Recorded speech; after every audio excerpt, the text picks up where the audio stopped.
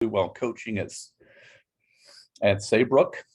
She integrates mindfulness and humanistic values in therapeutic care, research, and teaching. Dr. Kirk Schneider, of course, is president of the Existential-Humanistic Institute, one of our Div 32 council representatives with the APA, and an APA presidential candidate. So let's get behind Kirk and get Div 32 into those circles. Kirk is also, of course, well known around the world, author of, again, multiple books, and is a teacher at both Saybrook and Teachers College of Columbia University. Dr. Katerina Zymnis is a therapist, supervisor, and trainer at Genextai of Pantheon University in Athens, Greece. Had Greek on the mind. It brought back my intensive learning Greek. So welcome, Katerina. Thank you. And Dr. Nathaniel Granger, past president, of course, of Div 32, founder, CEE, pastor, and therapist of Be Real Ministries. And my dear friend, Dr. Mark Yang, who's here from Beijing, the director of the International Institute for Existential-Humanistic Psychology in Asia, sometimes known by us as the Zymnis Institute of Facing Existential Givens. Brittany, I'm coming to know you. Brittany, you're a doctoral student at the University of Denver, correct? Is that right? That's correct. Yes, and we're so glad to have you a part of this too. Welcome to Div 32 and welcome all panelists. Thank you, Todd. And I would just, Lo Bach also is on the panel as also a student at the University of Denver in the PsyD doctoral program there, and is the student representative on the CE committee. Hey, Lo, I'm sorry I missed you, bud. Welcome and glad you're here. Thank you. I think we've not had Lo confirmed yet when we sent in the initial proposal. So that's I think my error there that I'll take responsibility for with that. So, but we're very glad to have Lo as part of the panel. And so I'm going to get us started here a little bit. And this presentation, we were invited to do this from a book that Julie and I edited that I'll mention here. So if you're interested in digging a little bit more into the stories, I would encourage you to take a look at this book. But also, just as a disclaimer, as we get started, I do want to mention that Julie and I do both receive royalties for this book, and we're not doing this panel primarily as a promotion of the book, but rather what we're trying to do is draw from some of the material in the book to kind of make concrete some of the lessons that can be gained from these stories about becoming an effective existential humanistic therapist.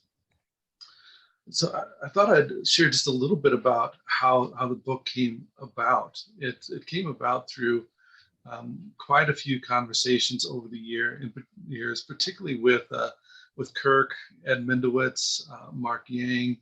We ended up a number of times just when we were traveling around together and spending time together, talk about this journey to becoming an existential humanistic therapist and looking at some of the things in our background that influenced us in this direction. And over time, it just started to become intriguing that it might be interesting to develop a book along these lines. And so I thought about this for a number of years, but started to also realize I probably was never going to get to it. And so I reached out to Julia and asked if she had an interest in taking the lead on this book. And Julia had been studying narratives, did an outstanding research study using the narrative method. And so it seemed like a perfect fit. And Julia, fortunately, was interested and just did an outstanding job as the lead editor of this book and helping bring it together. And, you know, in so many ways, I think of this as an incredibly selfish book because it was just so much fun to do. It was so much fun reading through the stories of these people who I care about deeply, who have influenced me, who have been part of my life, and to get to hear their stories and share their stories with others was just so much fun to be able to do, and quite meaningful. I remember reading through the chapters, having all kinds of emotions from tears to warmth to just missing spending time with some of these individuals, because we put the book together during COVID, during this long break of when we haven't been able to be together in person. But when you think about an existential humanistic approach, just in general, our stories are so much a part of the therapists that we become. They're so much a part of our client stories, and how we share them, how we tell them, also is a critical importance. So this is, I think, something that can be valuable. We had, in particular, students in mind, often when developing this book, but not just students, because we wanted to think about that journey, the challenges. It's not an approach to therapy where you're, memorizing techniques to apply and developing these more narrow skills, but rather it's about developing a way of being that is healing. And so we have to take consideration of our stories in order to do that. So as we start this off, Julie and I are going to talk a little bit about some of the lessons that really stood out to us as we read through these chapters and wrote the introduction and conclusion, and probably will integrate in a little bit of our own stories along the way with this. And then from there, we're going to turn it over to for the contributors of the book to share a little bit about their story and a lesson that they were able to get from their own story that they think is relevant. And then one thing we thought was very important for this to really advance some of the aspects of the book was to have a couple of students that are able to serve as discussants and respond some to what the rest of us share. And so at the end, we have two wonderful students from the University of Denver that are joining us that will reflect some on that. So if I start here a little bit with some of the lessons that stood out to me, the first one that comes to mind that I think is in a lot of ways a foundation, but not necessarily one we talk about quite as directly all the time, is facing life directly. This ties, I think, in some interesting ways to Zymnis therapy, which is an indigenous Chinese approach to existential therapy that was developed by Shui-Fu Wang, who's one of the contributors to the book as well. He developed this off of the ideas of Lu Xun.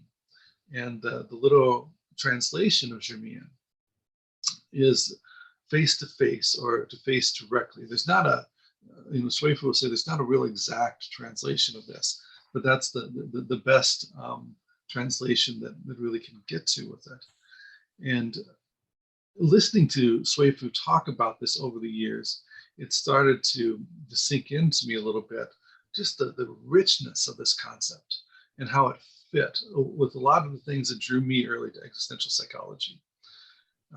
I remember early on when I started reading existential psychology, one of the things that I really appreciated, psychology and philosophy as well, because Nietzsche was a big influence on me early on, was this idea of being honest about the human condition. It seemed to me that so much of psychology was an attempt to overcome the human condition, to change it, to model it, to control it, instead of to appreciate it in all of its beauties and challenges. And so I was really drawn to this idea from early on of facing directly, and it was maybe one of the first real hooks that I had in existential psychology.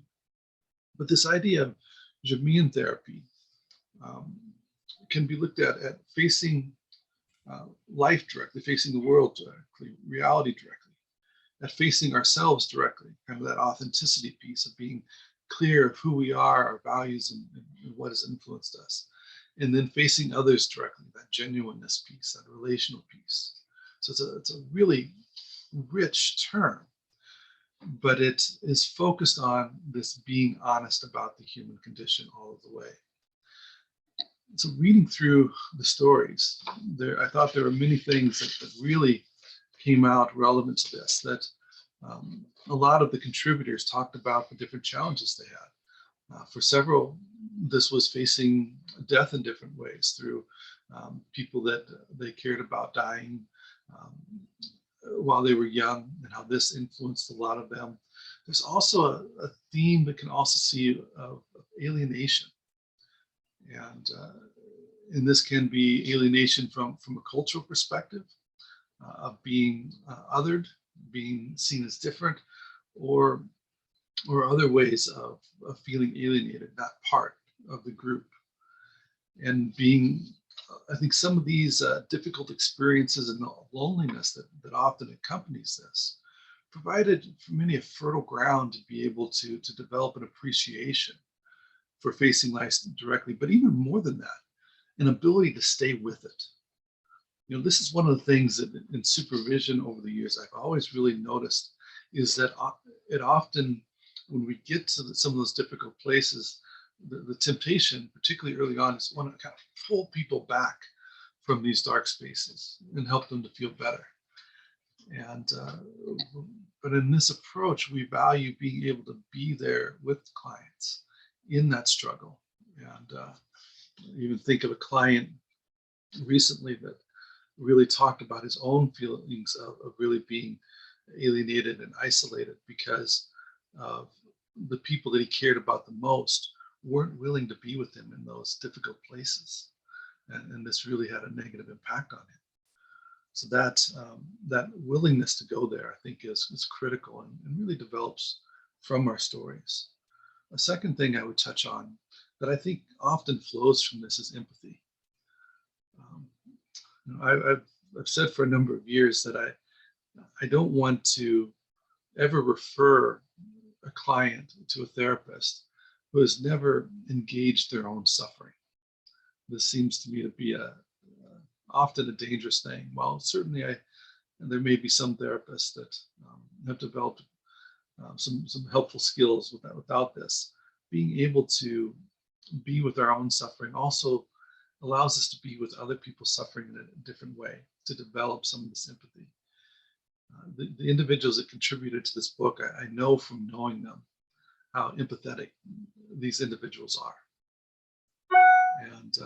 And for me, I see a close connection with that to the stories, the challenges, the things that were overcome in their life. And the last one that we just mentioned briefly is the connecting with meaning and awe. And certainly we see this in some beautiful ways in the stories, that through the courage just of looking at the realities of the world, looking at our own stories, and finding that meaning that helps to transform it. And one of the things Frankl talks about is how suffering ceases to be suffering once we find meaning for it. Meaning has a powerful transformative power to it. And I think so does awe, which is closely connected. And of course, Kirk, who will be presenting here in a little bit, has illustrated this so much through a number of his really critical works looking at awe. But when we can be in touch with these, when we can find or create the meaning in these situations, it helps for us to be able to transform that suffering. And that's really critical. To be able to do that with clients, to be able to maintain that hope with clients. And I would close maybe with, I think, one of my favorite quotes of all time, which is from Lusheen. This isn't going to be exact, partially because it's translated and partially because of my memory limitations. But Lusheen made the comment that hope cannot be said to exist, nor can it be said to not exist. It is like the earth at the beginning of time, when there were no roads. But as many people walked the same path over and over, roads began to form. And so I think that is maybe a beautiful lesson that's relevant to this book, that as you get to hear the different contributors, and if you buy the book, read the different contributors, talk about the path that they walked. Hopefully, if you're not able to see that road to how to become an existential humanistic therapist, or maybe that road to being able to be there with clients in a healing way, hopefully as you read that story, these stories and hear these stories, you'll begin to see that path for yourself so that you can follow your own path to becoming an existential humanistic therapist. So with that, I'm going to go ahead and turn it over to Julia.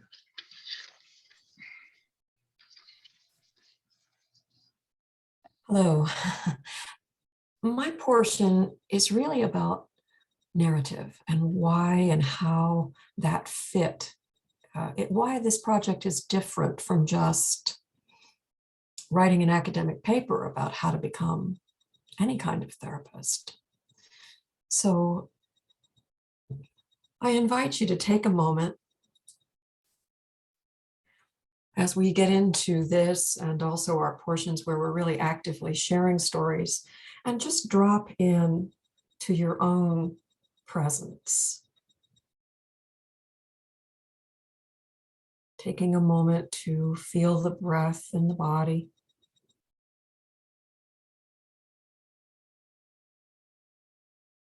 To sense into your own energy and mood.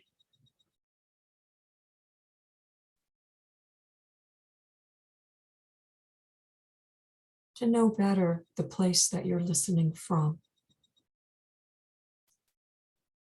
And so answer the invitation to be more open to what we hear from others. In the introduction to our book, Becoming an Existential Humanistic Therapist, I told a version of my own life story. And I started out with a haiku, which is the only kind of poetry I can write. I said, so many of me, which filter shall I look through? Ah, psychology. On the surface, that's a silly thing, but it affirms the value that I place on the complexity of anyone's self and on the continuing act of life review. We can look back at our lives, through any number of chosen filters. I've done it myself at least 4 times in spiritual autobiography, and at least 3 approaches to psychotherapy. I've done it in journaling, and I've done it in creative writing. And I'm absolutely confident that I'll do it again. Just evaluating how I got where I am through the lens of some particular question or some search for understanding. For me, this type of life review relates to that overarching concern for what it is to be, and most importantly, to become. Purposeful storying is at the heart of growing. People tell stories about themselves for lots of different reasons. It can be to carry a conversation, or to cement an identity for ourselves or for someone else. It can be to explain, to teach, or maybe to affirm something. Stories can maintain bitterness, and they can also support intimacy. They can cause problems, and they can solve them. And really, when you think about it, our stories can even prepare us for death, our ultimate great concern. Today, though, we're really talking about life story as a way of living an examined life. Socrates told us a long time ago that this was the only life worth living. That may not be entirely true, but I know that I wouldn't go to a therapist who didn't value the examined life. So in my own small reflection, and in the longer chapters that were written by each of the other authors, we can see the emergence of the important stories, the ones that are like self-defining memories. Back in 1993, Singer and Salovey wrote about the qualities of self-defining memories in their book called The Remembered Self. And they do have certain qualities. The first would be an affective intensity. They have an emotional component that endures in the retelling of the experience. Now, that was feedback that I got from many of the authors as they were working on their stories. Secondly, there's a vividness about them. You can almost locate yourself in the reality of those past experiences and what they brought to the senses. And that's true even if the stories do morph a little each time we tell them. And of course, there is repetition. Our most important stories often surface repeatedly, and they're linked to similar memories. They're memories that share emotions or themes. And, over time, when we gather all of these together, they work to inform our ideas about who we are. And finally, and I think really importantly, our most important stories reflect our enduring concerns and our unresolved conflicts. Those qualities have held up very well in my own personal storying and also in what I've seen in my life story research and teaching. And I guess I would be interested to know, in our conversation, how my colleagues feel about the qualities that they assigned to those stories. When we think purposefully about our own life stories with an eye toward understanding, we almost can't help but engage in retrospective meaning making. We seek potential relationships between ourself, our identity, our goals and values, and we try to relate that to events, people, or things. More specifically, or maybe more generally, as we search out and organize our narratives, we trace the threads of our beings and doings that have remained stable over time. But at the same time, we notice how we've changed and grown and developed. And also we notice, how the great, especially people here, people of our flavor, we notice how the great themes have been reflected in our lives, the givens, the great concerns. So identifying the stories that are most important to our lives and evaluating them helps to establish the values that we hold. And it also helps to establish the values that we want to carry forward. In the examined life, these could relate more than likely to things like responsibility, relationships, generativity and service, and personal growth. Carrying our stories forward from a place of self-knowledge and an openness to what has been makes it more possible for us to possess an openness to what will be or what might be. So how does all this apply to the qualities that we associate, with a therapist who is humanistic or existential humanistic or transpersonal? Examined life experiences carried forward can influence the development of some important personal qualities for therapists, or really for that matter, for any healer. Take the quality of openness.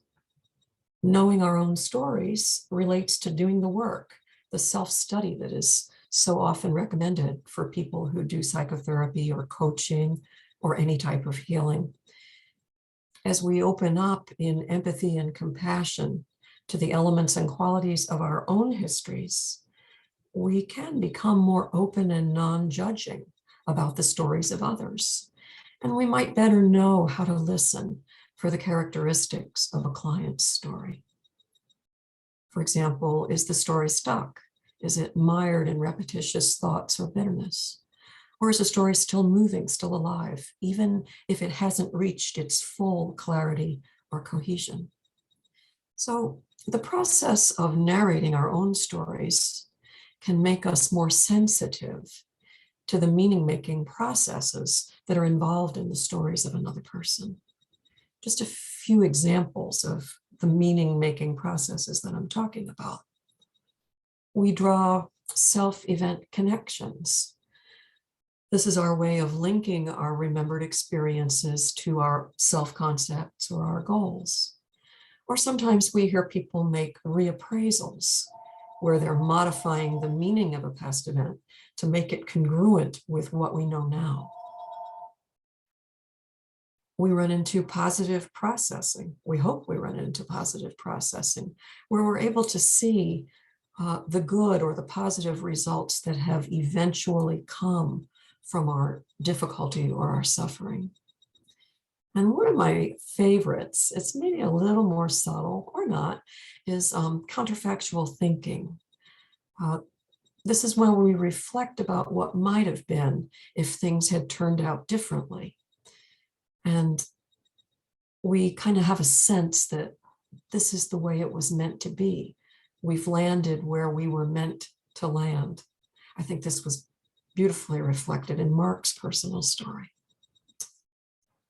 Now, just a little disclaimer, I'm sure that it would be hard to demonstrate the essential quality of presence if we were really stuck in a cognitive exercise about labeling every process that we hear in an interaction.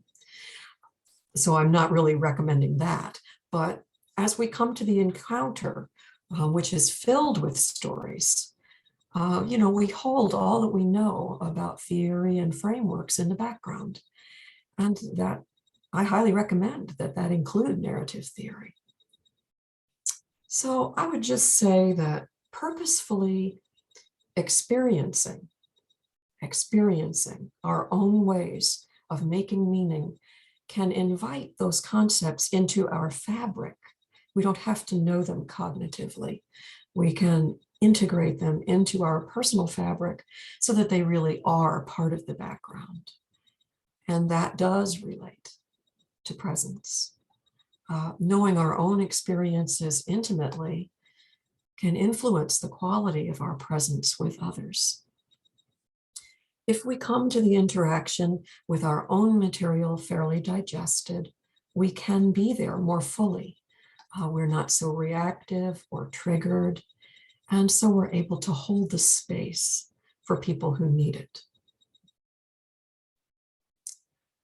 A third desirable quality that can move us toward humanistic practice is the skill of embodied listening. Our own stories live in our bodies. Thinking back to the qualities of a self-defining memory, it makes sense, that we know and sense them viscerally. As we go into our own personal stories, we remember the tear in our eye, the lump in our throat, the thrill or the chill of anxiety, or the white heat of shock or rage. It's visceral.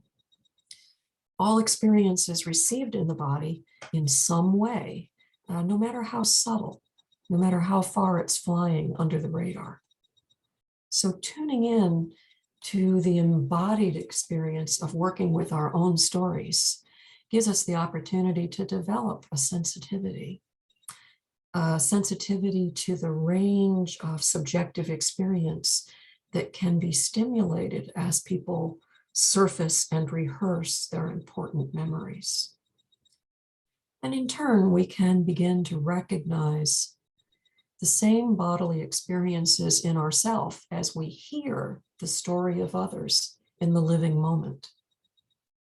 And we can recognize that as an important clue about what might be present for them, sensing it in our own bodies. I'm sure you've been there.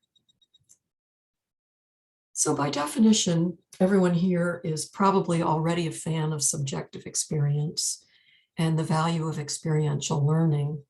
And I guess you already know where I come down in all of this, but I want to advocate in a strong way for the life examined through purposeful storying as a very effective therapeutic and developmental tool.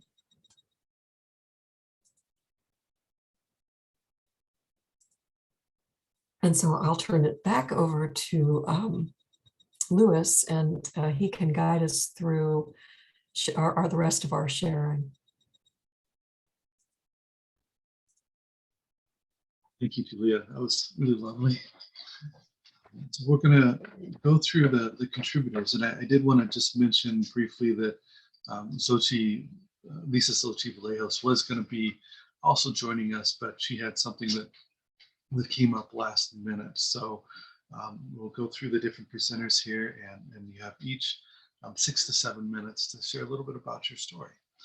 We're going to start with Mark. It's I think now early in the morning, just after midnight there in Beijing. So we'll let you go first before we're late into the, or too early into the morning, I guess. So. Luis, can you give me a 1 minute reminder? Yes. Mm-hmm. Okay. As I thought about what to share with you guys, I thought I'd give you some stories that are outside of the chapter that I wrote, but related. Start off my chapter saying I'm a Plan B psychologist, because Plan A, my first love is not psychology. My first love was being a pilot. So that's why I want to switch lives with you, Brittany. I'm still a plane spotter.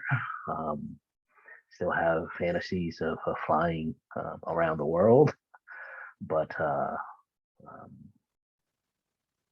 anyway, that did not materialize. But I want to become a pilot. So I went to school. My major was initially computer engineering. I thought about aeronautical engineering, but my grades weren't good enough. So computer engineering was second. And then about a year and a half into the program, I found out that I wasn't a real engineer. Actually, I reached my limit in math and sciences. So because of failure, I became a Plan B psychologist. Psychology becoming a Plan B because I couldn't make the cut. Very, very painful at the time, because my family immigrated from Taiwan to the US to pursue the American dream. And when I told my mom that I would that I could not become an engineer, and instead, in pursuing psychology, she cried, because probably because she thought I'd starve. She's not that far off, actually, especially here in China. It's difficult making a living as a psychology,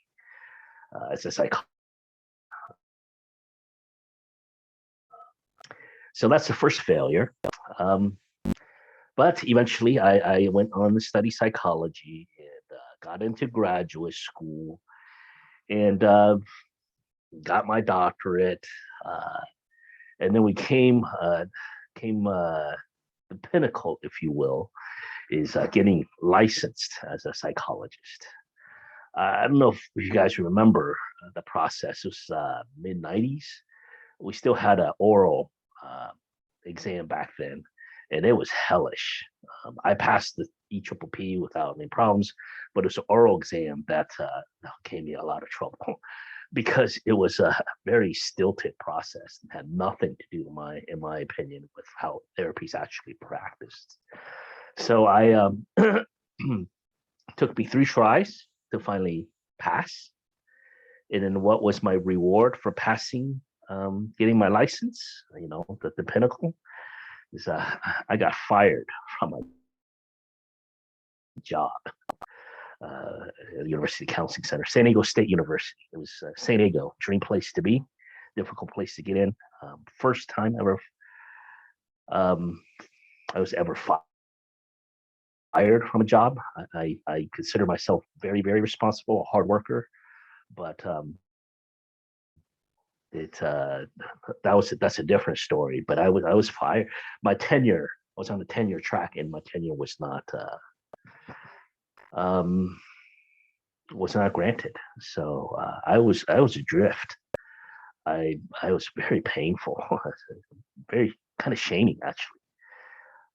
But that allowed me, in some ways, it freed me, because I finally had some money and some time. So I was traveling back to Asia during the summers, and I decided to take just a year off and come back to Asia just to play. I wanted to get off the ivory tower, if you will, and get into life and just take a year off. Well, that year turned into 21 years and counting. I haven't returned back to the US. So men plan and God laughs. So I'm still living this plan B life. But that was very painful. And so in Asia, after 1 year, I taught English for a year, if you can imagine. A friend approached me about helping him to find a manufacturer for a product that he designed in Asia. So I agreed. And by the end of that trip, I decided to invest in his product and became a businessman. So, after you get your doctorate, become a businessman. So what's that all about, right? But part of it is I wanted to live life. I thought there was more than academia. I also wanted to make some money. So, I thought maybe, I wanted to make some money. So long story short, we ended up, after I took about 6 years off the psychology track, went from getting somebody to OEM a product to actually finding and starting my own plant assembly, small factory in China, southern China. And the pinnacle of that experience was we got our product into QVC. I don't know if you guys know, Home Shopping Network, QVC. And we were product of the year in 2012 or something. 2000, not 2000. This is way earlier than that, like 2006 or something. And I flew back to Pennsylvania, where the QVC headquarters was, and we were on air, and we sold 10,000 units in 10 minutes. I was right there at where they were shooting the scene. And then the buyer calls me over and says, when can you get another container of your product over? And, this is after like 5-6 years of hard work of getting to that stage. And it was the absolute pinnacle. It was like, wow, it was a rush. It was like winning the lottery. But I felt really, really empty at that peak because I had no one to share it with. Mm-hmm. So that was my learned experience about how meaning is so tied into relationships. At the time of the peak, I felt really empty. And that's when I knew that this was not for me. That was really an empty life. It was not the good life that I was seeking. So Louis, are you saying that I have 1 minute?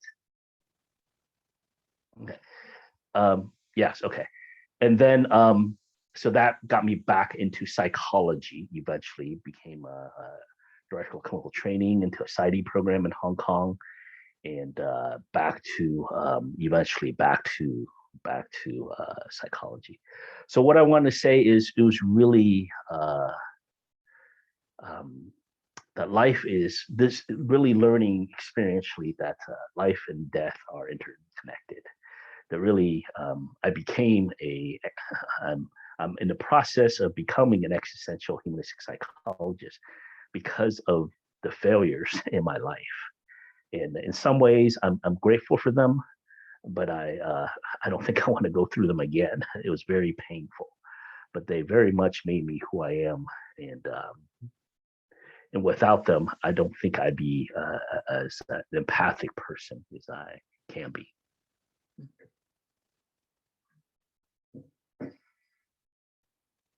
So that's it. All right, thank you, Mark.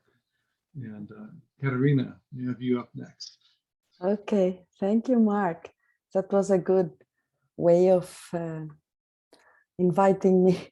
Thank you, all of you, for being for having invited me, and Julie and Louis. Thank you for having me in this book. It was a real soul-searching experience for me,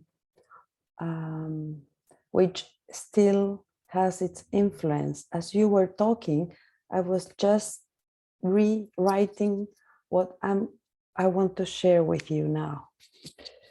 You will excuse my English. I'm not a native speaker, I am a mixture. My origin is from Asia Minor, from Greece, but my grandparents had to flee to Argentina and my parents because of war. So war sent them to South America. I was born there.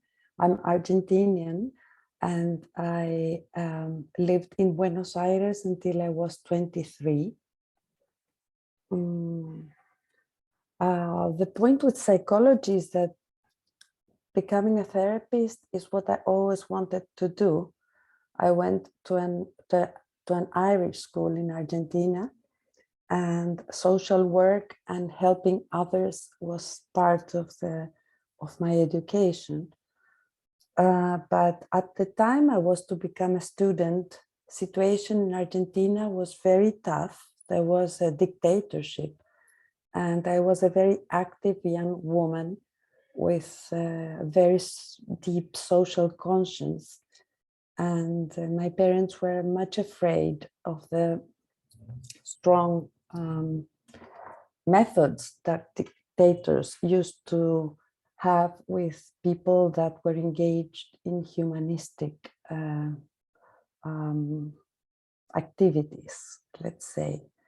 So I studied something else as a student at 18, which is economics. I had this fantastic degree in economics. I say it a little bit with quotes.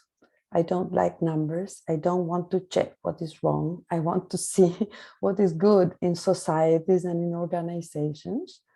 But then I was a good student, so I finished. And the following day, I enrolled myself in sociology. But that lasted for 6 months because I fell in love and I got married and moved to Greece. My husband is Greek. And at the age of 23, we created a family. And after I gave birth to my third child, some of you saw the bigger one. He's 40 now. He's becoming 40. So I began to feel very sad. I loved my husband. I loved my kids. I loved my life, but I was absolutely empty. Some parenting groups and kinds of these things helped me understand that I wasn't having a self. So at the age of 37, I enrolled in university, back to zero, with 3 kids. I began studying psychology. I finished my PhD 5 years ago. My research is on what makes psychotherapy be helpful for a human being. If you read the story that I wrote in this interesting book, I'm thrilled reading it. I received just a copy because I'm now in the States. It didn't arrive to Greece, and thank you, Julie, for sending this to San Francisco. You will see that I was exposed to many trainings because it was the love of my life. I was studying, I finished studies at the university, but I was at the same time training in systemic family therapy, in Adlerian psychology, following these were intensive trainings, and in positive psychology. I'm a member of Positive Psychology Society of Greece, founding member as well. But what drove me to existential psychology was when I began to work in the women's prison in Athens. Nothing of what I knew was helpful. What was helpful were two books. On the one hand, I held Dr. Yalom's book on existential psychotherapy, and on the other hand, I held the book of group psychotherapy. So I worked in the women's prison for 3 years, and I discovered a new world. Viktor Frankl's book was important to me. Then with other 3 colleagues, we began to talk about existentialism, and we began training. We began all our preparation, training in the UK with people there, meeting Kirk, meeting Louis Hoffman, meeting Mark, everybody in China, Ora Krug. We were just avid, these 4 people, on being trained in existential psychology and psychotherapy. The result is that some students began to ask us to work on seminars. And to make the long story short, now we have a training institute in Athens. We are training like 50 people per year, and we are enjoying the bliss of coming in contact with relationships, with growing, with responsibility, with enjoying life because of our consciousness of finitude. There are so many things I would like to share, but we have not a lot of time. What I really enjoy while becoming an existential psychotherapist is that I rediscovered new ways of relating. You see, psychotherapy for me is a co-creation of a world for the patient, for the client, and for the therapist. It's a new way of relating, a new way of discovering possibilities, a new way of facing life. Rollo May said that therapy is about creating possibility and about setting people free. This is true. Becoming an existential psychotherapist has made me a better person. I don't want to fix anybody. I just want to hold as much as I can the pain that people bring to our office. Just being present, embracing the other, relating in a humane way to the people that come to our offices is more than enough.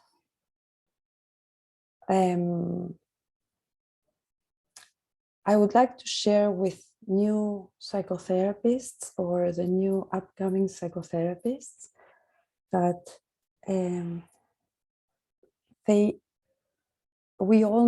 all psychotherapists need to become in touch with our own selves and be open to embrace other people's experience and be there 100% present. This is more than enough. This opens the way to empathy that Louis was bringing in his initial speech now. Because empathy, as Edith Stein says, is understanding the other person's experience in order to see who we are. Empathy is a reflection, finally, of our own selves.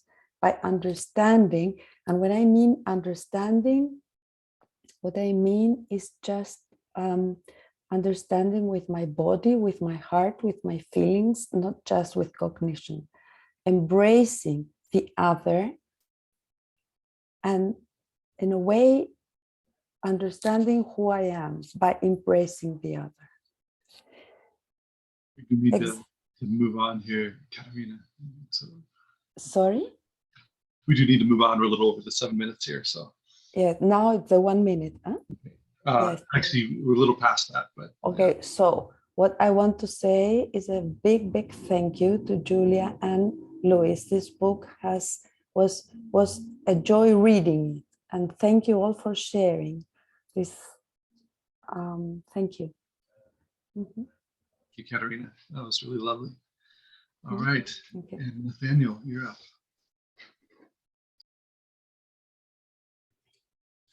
Thank you, Louis. Thank you, Katerina and Todd for sharing.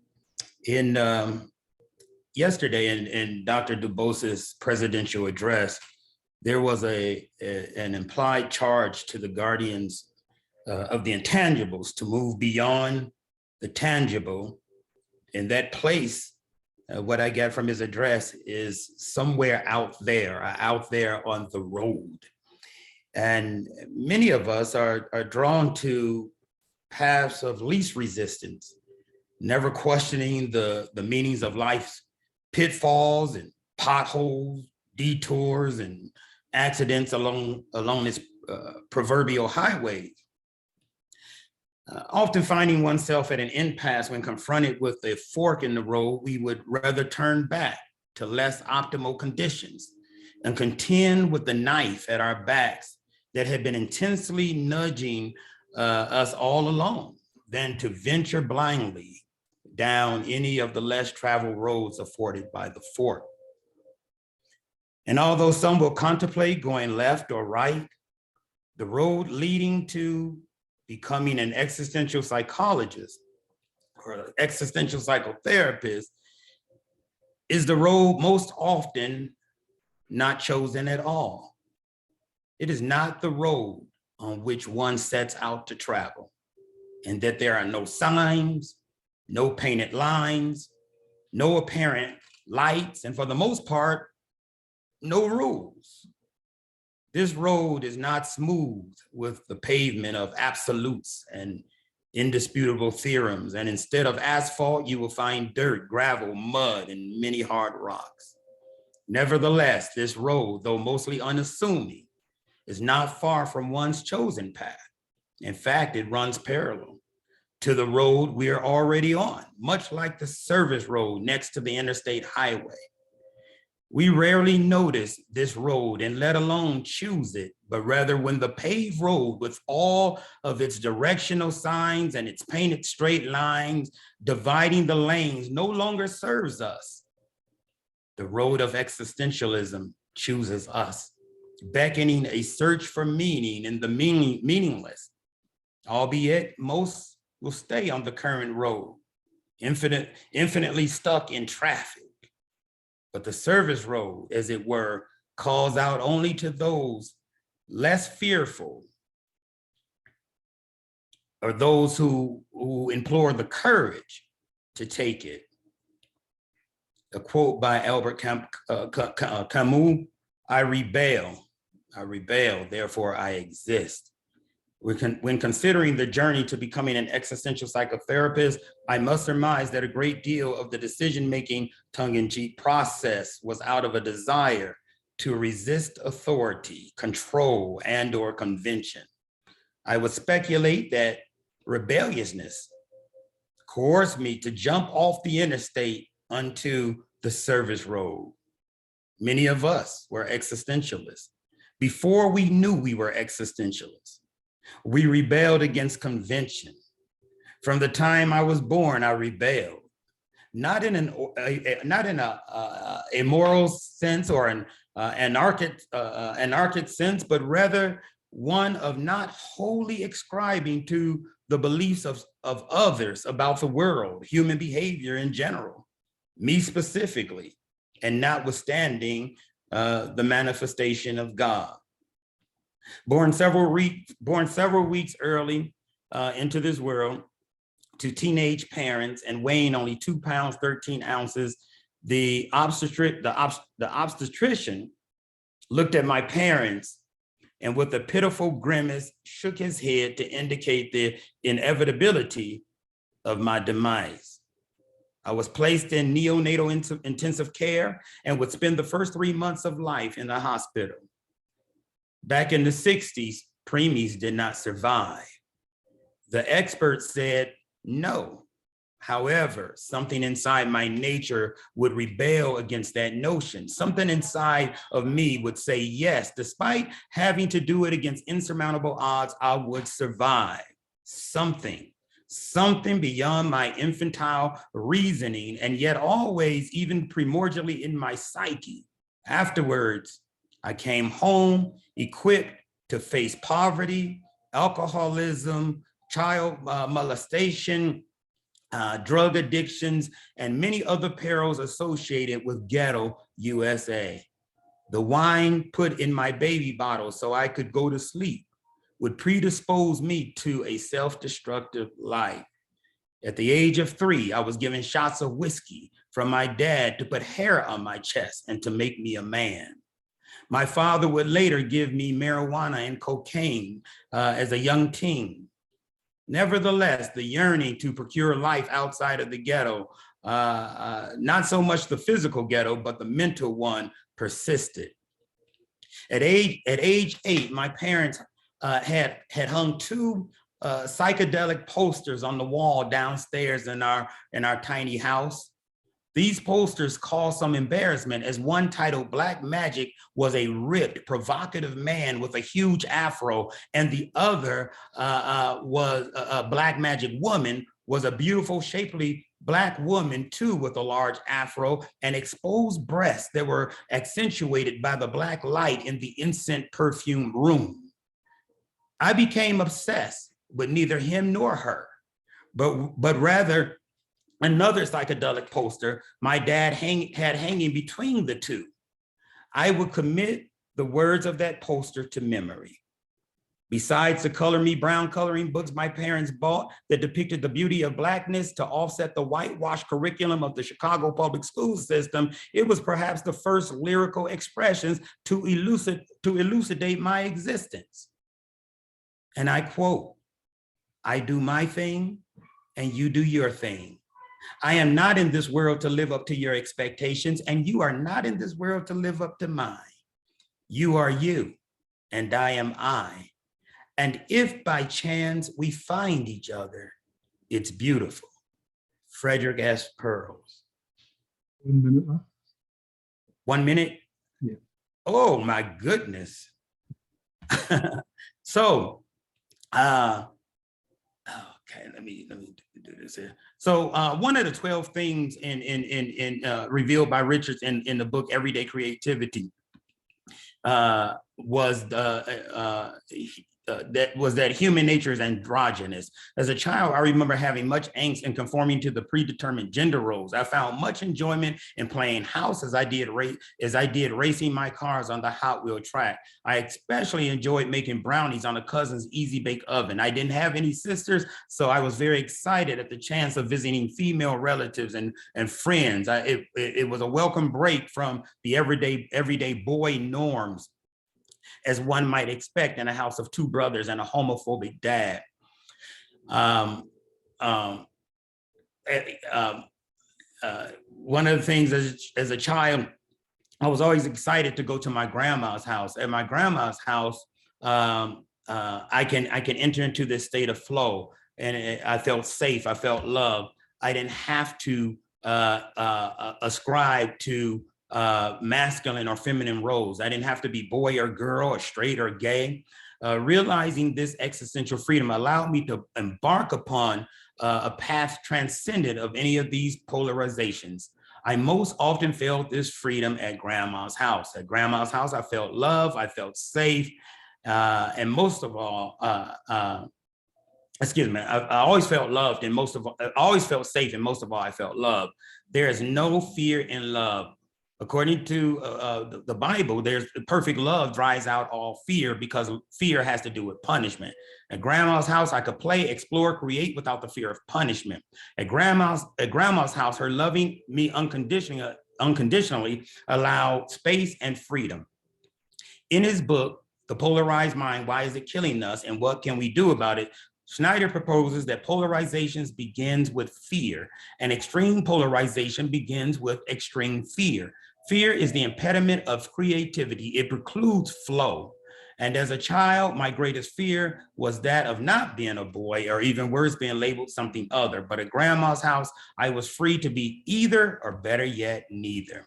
And so, yeah, so as a child, I remember watching Charlie Brown, and I identified with Lucy. Lucy set up a booth and charged people 5 cents so that she could treat them, and she treat them and make money by helping them with their problems. And so one of the lessons that I would like to just bring up is that going out there on the road, going out there on this road of existentialism, when you come outside of the box, your personal box, this box that you have been put in by society, by norms, when we allow ourselves to come out the box, it better enables us to get into the box of others and to better serve our clients by meeting them in the meaninglessness of their lives, helping them too to come out of their boxes. Thank you. Thank you, Nathaniel. That was lovely. And Kirk, we've got you up here next. Well, first of all, I want to thank you, Louis, and Julie for putting this collection together. I think it's a very rare perspective for psychotherapies these days to really look at the person of the psychotherapist. And I think many of us are realizing how important that is to our craft and to our effectiveness with ourselves and with others. And I also want to thank Andrew Bland for assisting me with the chapter. I'm very appreciative of our collaboration. Well, I feel bathed in the glow of my predecessors here. And I think what I'll be saying hopefully echoes much of what you said. For me, so much of this perspective comes down to the encounter with contrast and contradiction in life. And I trace that really to the very beginning of moving from a state of relative non-existence and unity, if you will, to sudden abrupt existence and disunity and even pandemonium that occurs at birth. It might occur even in the womb at points where the child is jarred into a recognition of difference, of some kind of separation from the harmony that they originally experienced. And I feel more and more like this is the template. And I'll give a shout out to Otto Rank for helping us bring attention to this. So for me, that template, and I think for really everyone, the question is, how is that handled through the parenting process and through the culture? And Nathaniel was talking about fear. Is the fear of otherness, of difference, that begins to threaten at that point of separation, get amped up? Or is it handled with some degree of equanimity, loving support and care?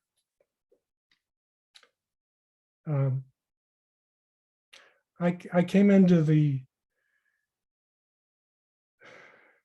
recognition of contrast and contradiction in a very abrupt way when I was about 3 years old and my 7-year-old brother died of chicken pox that attacked his heart, and then pneumonia.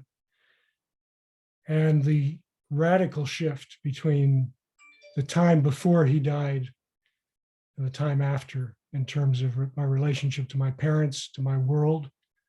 When people die, obviously it's not just the person you lose, it's a whole world. And I have some bare memories of the closeness and the playfulness with my brother. that completely got wiped out from before and after.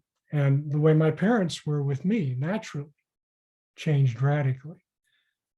And for a while, my mother in particular had to drop out for a while, and it was taken care of by my grandmother and my father. But so this was really my introduction to existentialism, because it made me acutely aware of the terror of existence and lose touch with the wonder.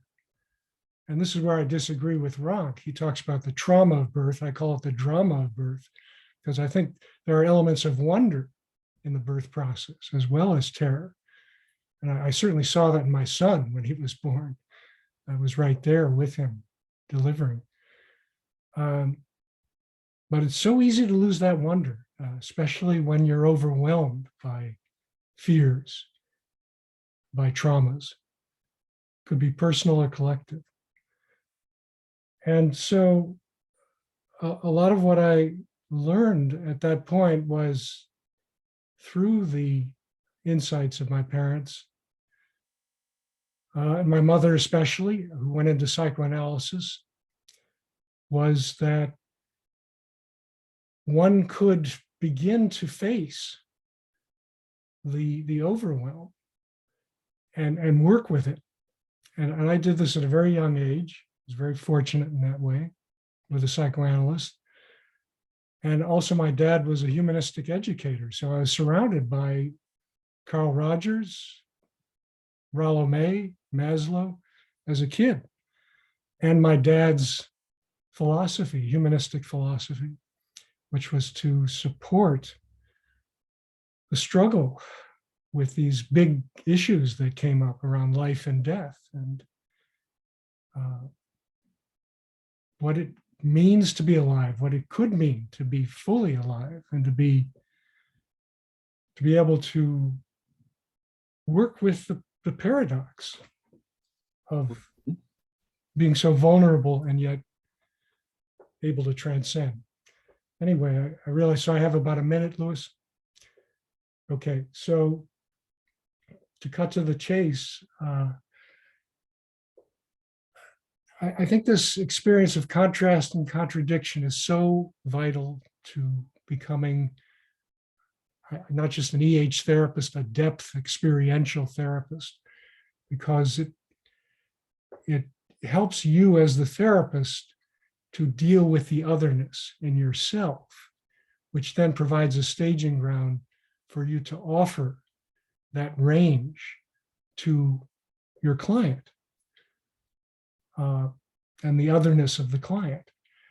And this is critical to presence and to awe, because I believe that shifting back and forth between the abject terror of one's struggle and gradual incremental wonder, curiosity, and risk-taking toward working with that terror and seeing the openings that it brings, as well as the vulnerabilities, brings one to a place, or can bring one to a place. I feel very fortunate that I was helped along that path to taking in the fullness of life, the vitality of being able to be in touch with the fuller range of one's thoughts, feelings, body sensations, imaginings, the whole enchilada. And that to me is awe, the humility and wonder to be powerfully in touch with both our humble, small sides, vulnerable sides, which are part of the poignancy of living and the sensitivity of living, as well as our boldness and our capacity to inquire, to venture out, to create. And it's that combination that I think is so powerful in this EH perspective, and that our mentors, like Jim Bugenthal, Rollo May, emphasized so eloquently in their life and work. So I feel very blessed to have come into this paradoxical perspective, personally, professionally, and I think it has a lot of application to our social arena too, which I won't go into now, but that's been my latest edge, applying this work to the social. Thank you.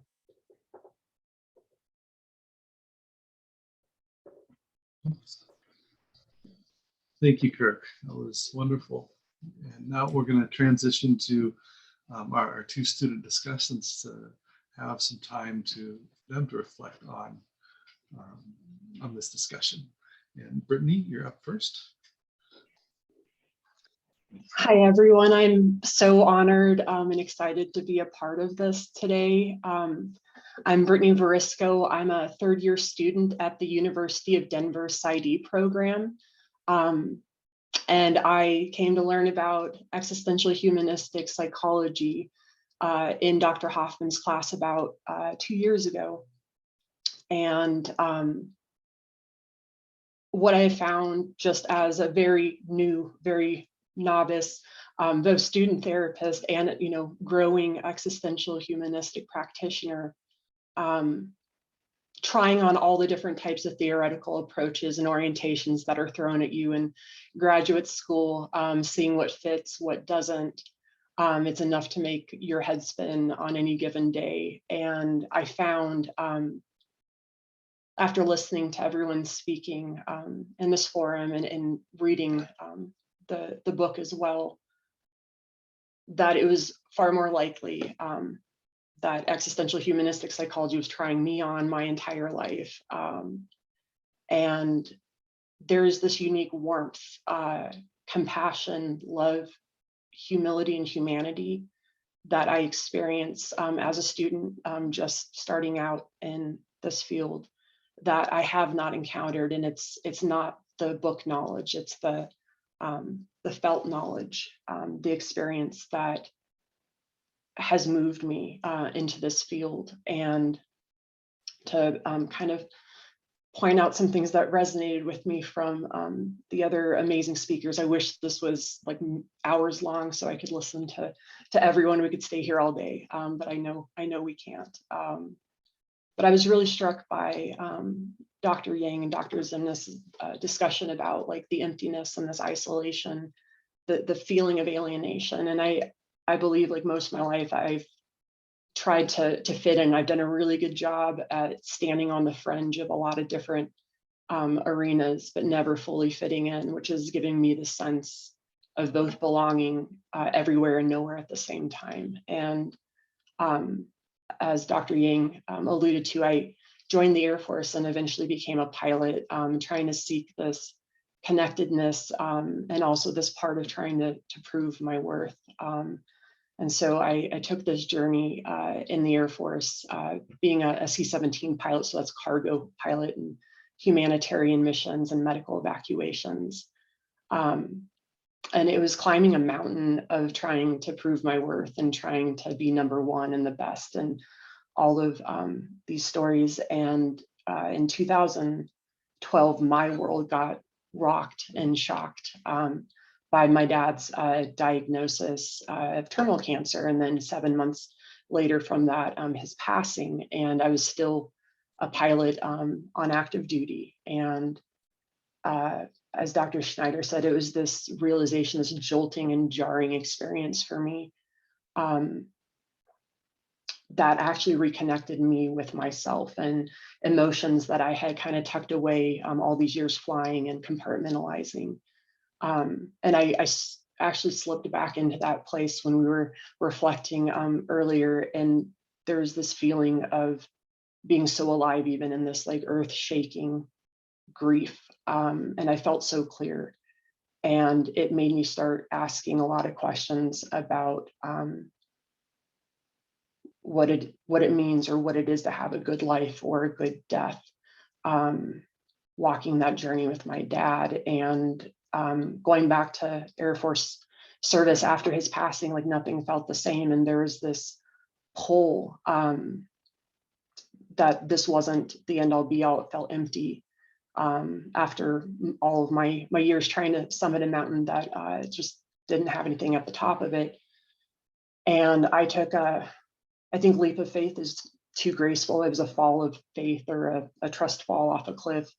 And I left active duty on a whim, and ended up applying to DU and getting into the program. But that was kind of the shaking up of my life. And I'll be on a lifelong journey, as I've understood from everyone, to make sense of and reanalyze and re-narrate my life, and the struggles and the ups, the downs, the betweens, the joy and the sorrow.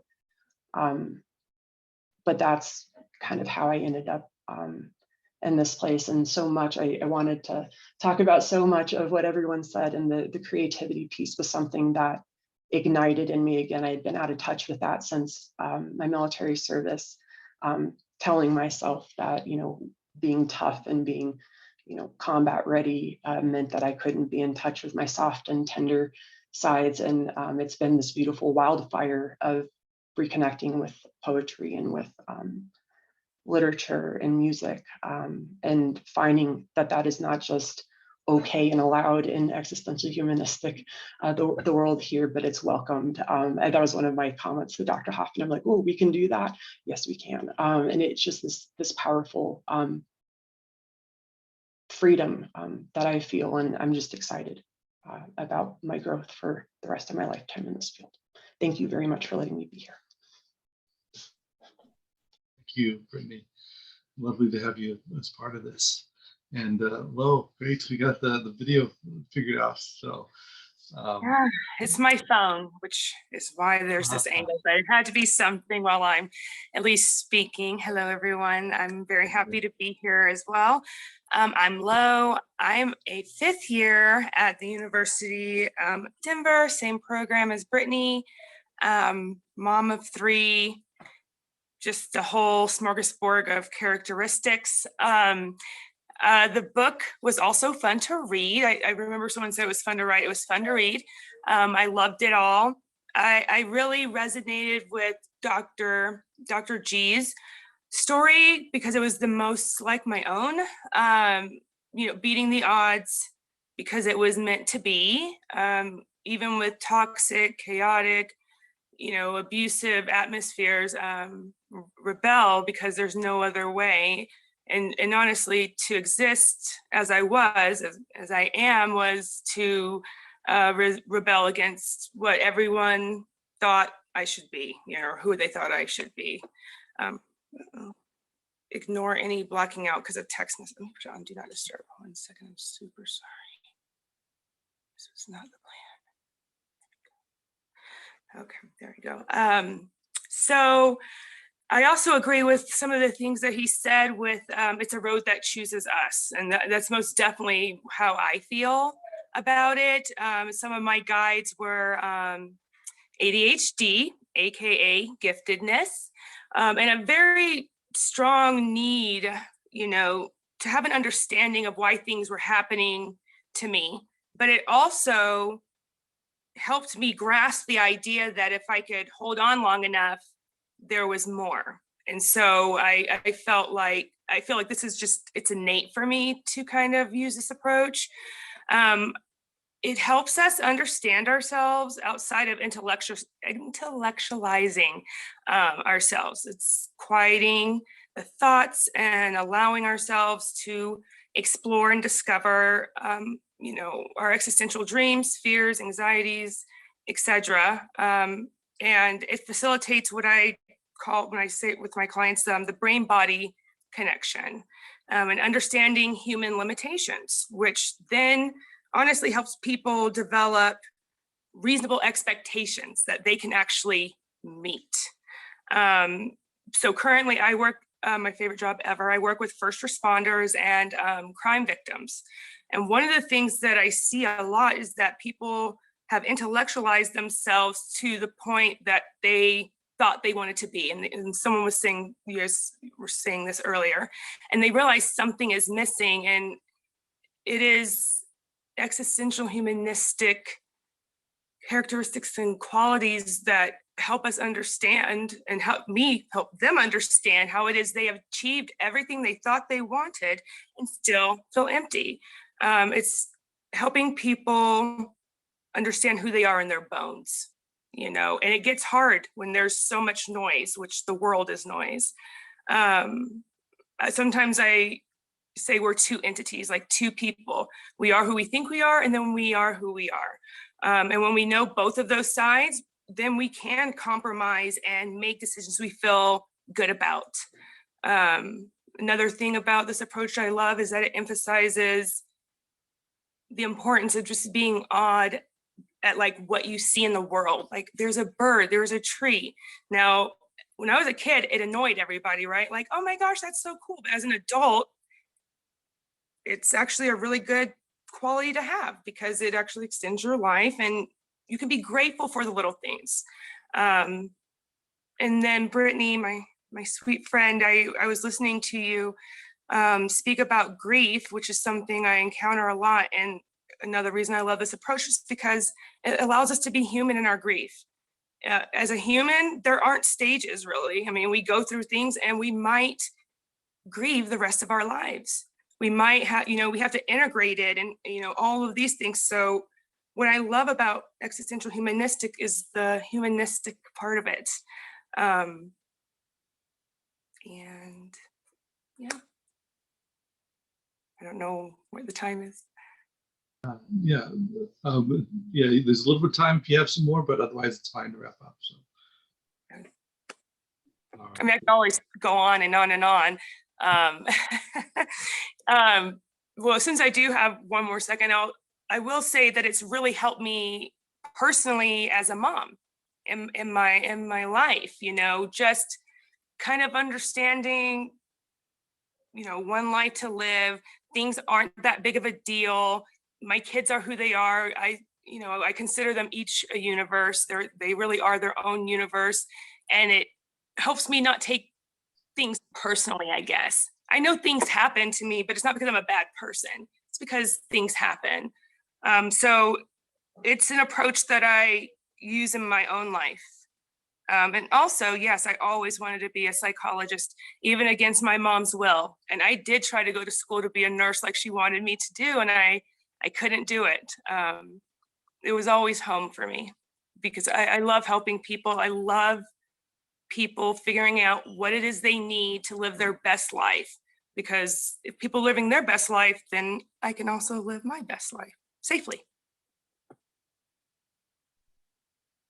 Wonderful, thank you. And I think that's an appropriate way to kind of close some of these stories. It's with that, that connection with our own personal growth and how this has enhanced us, which is a theme that came up quite a bit. But when we think about the idea that becoming an existential humanistic therapist is so much about developing a way of being that is healing, we have to let this impact our lives and enhance our lives. And it's beautiful to see in these stories shared today and shared in the book about how this theory, it's not only helped for us to become better therapists, which certainly it has, but it's also helped for us to become better people, to engage in our life in better and deeper ways.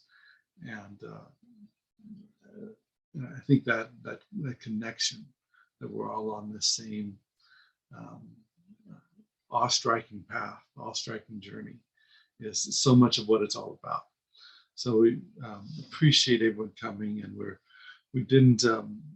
I think this happens pretty much every time I present, as those who present with me often know that the discussion time that we had gets usurped a little bit. So we are right here at the end of time. I think if I understood right, if people want to discuss a little bit yet after the time, we can, but if people need to run, certainly feel free to do that. But and same thing, presenters, if you need to run, certainly understand as well. But if we want to have just a little discussion, I think we can. I think I saw heads nodding where we do have a little time where we can do that if people would like.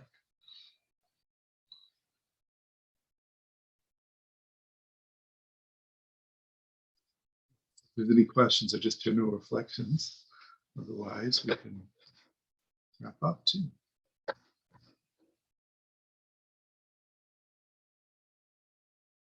Okay.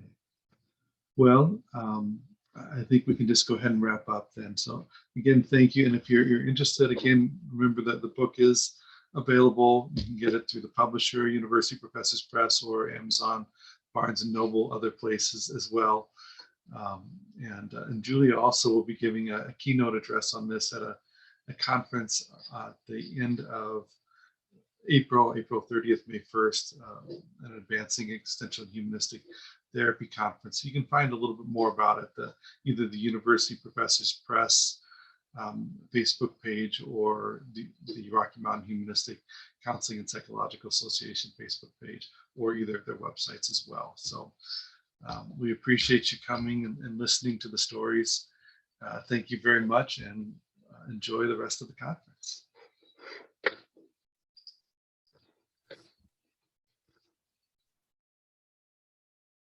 Thank you all. Yeah, thank you so much, everybody. This was fantastic. Yeah, really moved. It was awesome. Just love learning more about some lovely faces that I've come to just really cherish over the years, and learn some new stories. And I'm definitely leaving this very touched.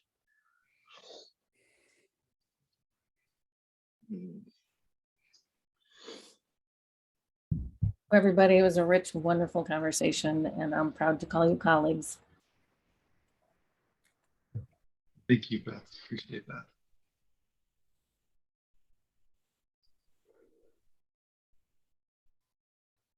Good to see you, Rod.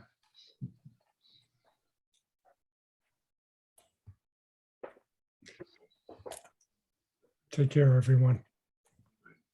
Thanks, Kirk. Take care. Bye. Appreciate it. Good night, Mark. Good night. Bye-bye. Thank you, all of you. Bye.